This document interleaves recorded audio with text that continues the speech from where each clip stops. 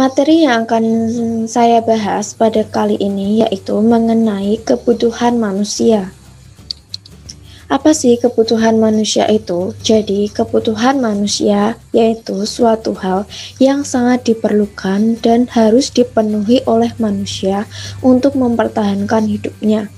Kuncinya sangat diperlukan dan harus dipenuhi. Jadi, kebutuhan manusia itu berkaitan dengan kelangsungan hidup dan kepuasan yang diinginkan manusia.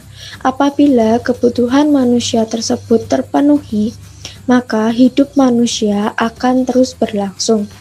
Bahkan dengan terpenuhinya kebutuhan tersebut, manusia menjadi sejahtera.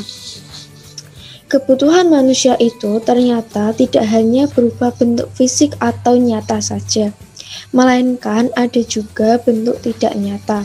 Contoh kebutuhan manusia bersifat nyata, yaitu makanan, pakaian.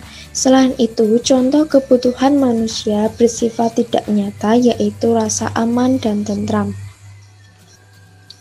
Selanjutnya, mengenai penyebab tidak terbatasnya kebutuhan manusia. Apabila kebutuhan satu terpenuhi, lalu kebutuhan lain akan muncul. Mengapa demikian? Ya, karena kebutuhan manusia itu sifatnya tidak terbatas. Karena pada dasarnya, manusia itu tidak pernah merasa puas dengan barang yang sudah ada atau barang yang sudah kita miliki. Penyebab tidak terbatasnya kebutuhan manusia yang pertama, yaitu semakin bertambahnya jumlah penduduk. Kebutuhan manusia akan semakin besar seiring dengan pertambahan penduduk. Contohnya dalam lingkungan keluarga aja ya. Jadi semakin banyak jumlah anggota keluarga, maka semakin besar pula kebutuhan yang dikeluarkan. Yang kedua yaitu kemajuan ilmu pengetahuan dan teknologi.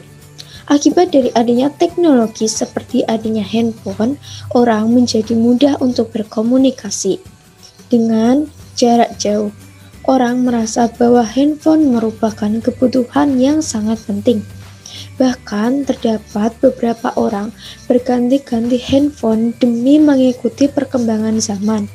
Karena apabila orang yang berpikiran seperti itu, mereka tidak ingin dianggap gagap teknologi oleh orang lain. Selanjutnya yang ketiga, tingkat pendapatan manusia. Semakin tinggi tingkat pendapatan seseorang, semakin banyak pula kebutuhan yang dikeluarkannya. Misalnya, kebutuhan seorang pengusaha kaya berbeda dengan kebutuhan para karyawannya. Jadi, kebutuhan seorang yang memiliki penghasilan tinggi berbeda dengan kebutuhan yang berpenghasilan rendah. Yang selanjutnya, yang keempat, tingkat kebudayaan manusia semakin maju.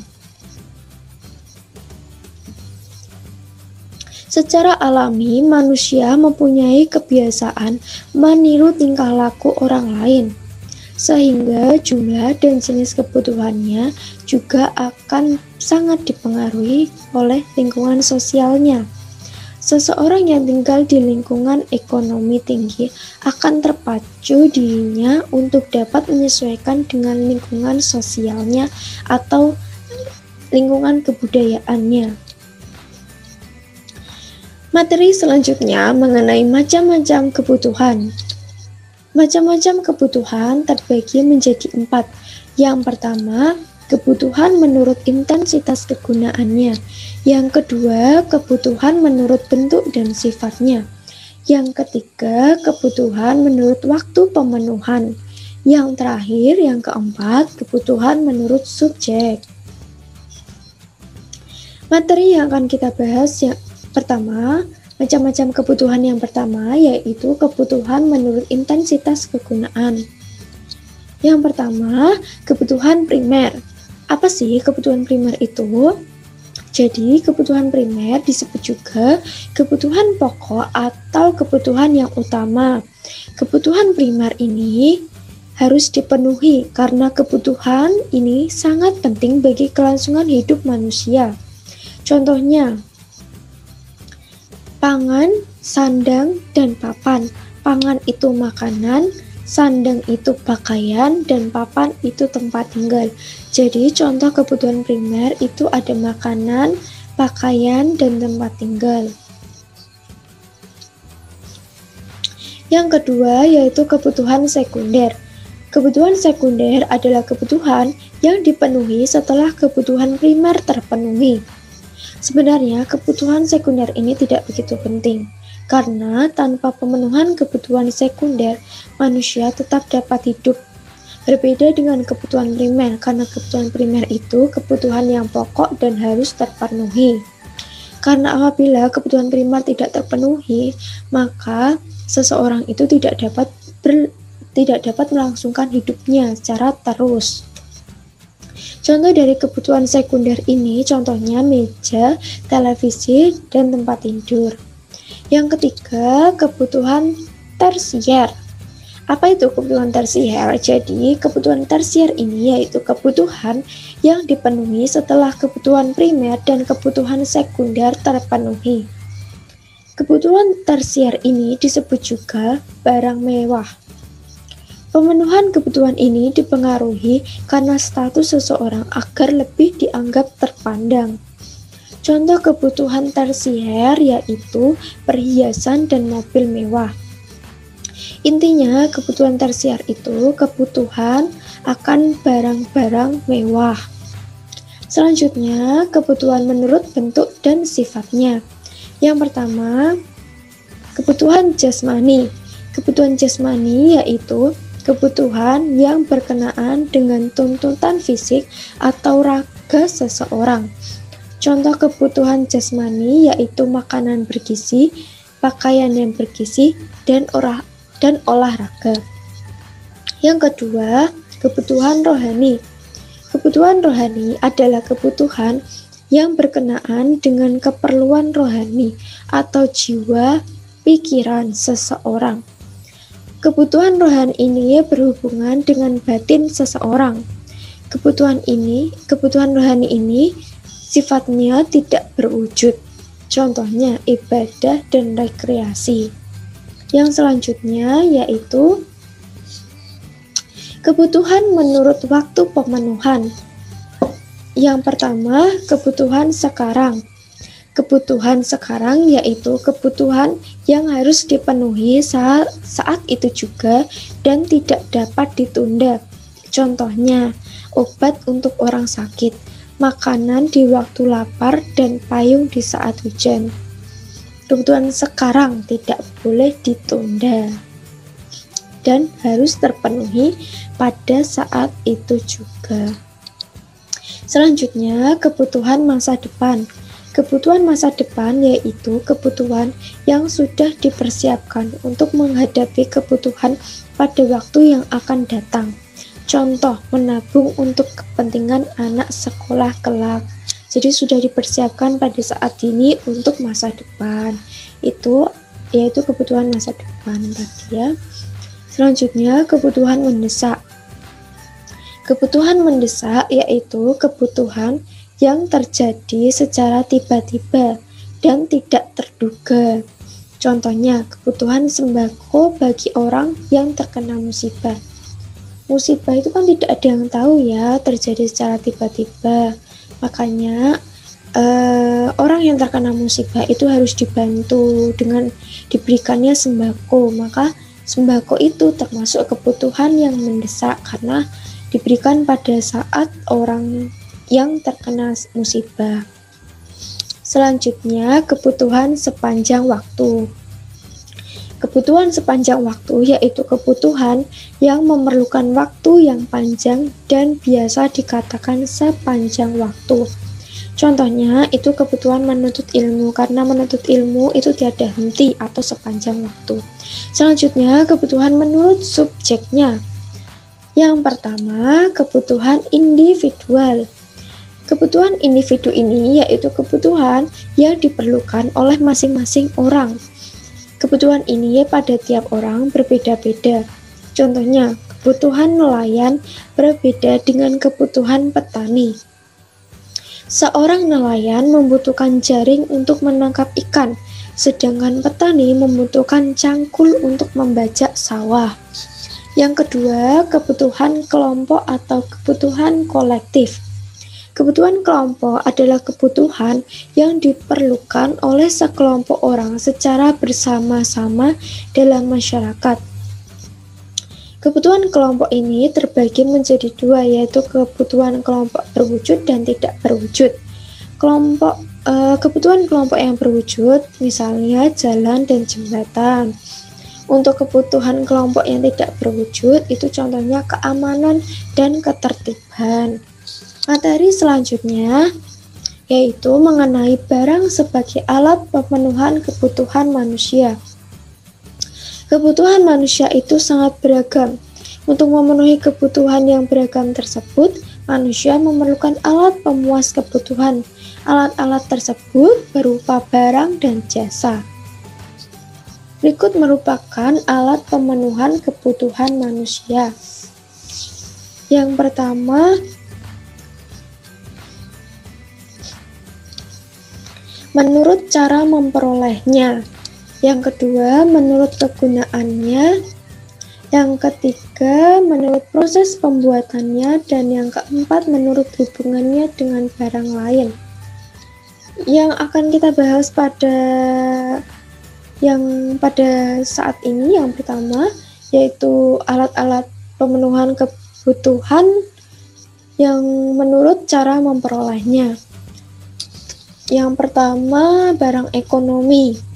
Barang ekonomi yaitu barang yang jumlahnya terbatas dan untuk mendapatkannya membutuhkan pengorbanan. Barang ekonomi itu terbagi menjadi dua. Yang pertama, barang ekonomi berwujud dan barang ekonomi tidak berwujud. Contoh barang ekonomi berwujud yaitu pakaian dan sepatu. Jadi berwujud itu dapat dilihat ya.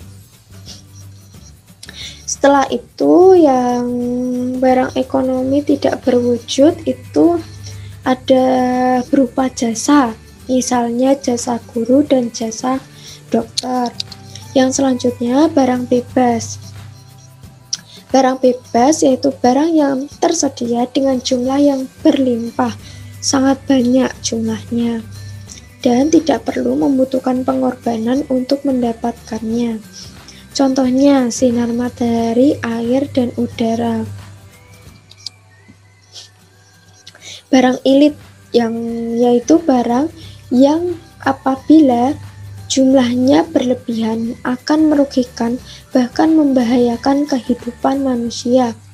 Contohnya api dan air. Api biasanya digunakan untuk memasak. Tetapi apabila api tersebut melebihi jumlah yang dibutuhkan, maka dapat menimbulkan kebakaran. Yang kedua, menurut kegunaannya. Yang pertama, barang konsumsi. Barang konsumsi yaitu barang yang dapat langsung digunakan atau dikonsumsi untuk memenuhi kebutuhan manusia. Barang konsumsi ini disebut juga barang jadi atau barang siap pakai. Barang konsumsi terbagi menjadi dua. Yang pertama, barang konsumsi tidak tahan lama. Misalnya makanan dan minuman, karena sekali habis. Yang kedua, barang konsumsi tahan lama. Misalnya pakaian dan perabot rumah tangga. Yang kedua, barang produksi. Barang produksi yaitu barang yang digunakan dalam proses produksi, barang yang digunakan untuk menghasilkan barang lain. Barang produksi terbagi menjadi dua, yaitu barang produksi tahan lama, contohnya gedung dan mesin. Tahan lama itu berupa bangunan. Dan barang tidak tahan lama itu ada bahan baku. Selanjutnya yang ketiga, menurut proses pembuatannya. Yang pertama, bahan mentah atau bahan baku. Bahan mentah yaitu bahan yang belum dapat digunakan, harus melalui proses pengolahan terlebih dahulu. Barang mentah ini harus diolah agar memiliki nilai kegunaan.